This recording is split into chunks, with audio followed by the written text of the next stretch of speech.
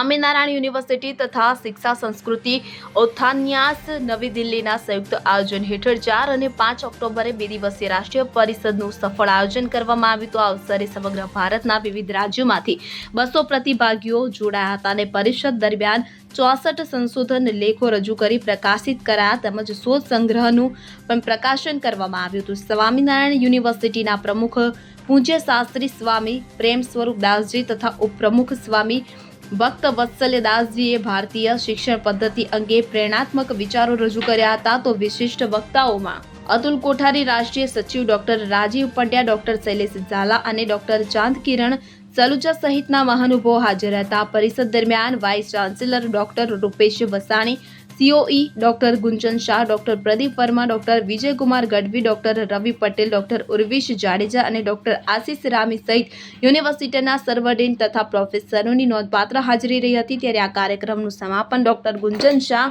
COE Swaminarayan university દ્વારા આભાર વિધિ વ્યક્ત કરવામાં આવી હતી. જ્યારે કાર્યક્રમના અંતે રાષ્ટ્રીય ગાન અને વંદે માતરમ સાથે પરિષદ પૂર્ણ કરવામાં આવી હતી. Bureau report CN24 news. હવે જુઓ દેશ દુનિયાની તમામ ખબરો તમારી આંગળીના ટેરવે.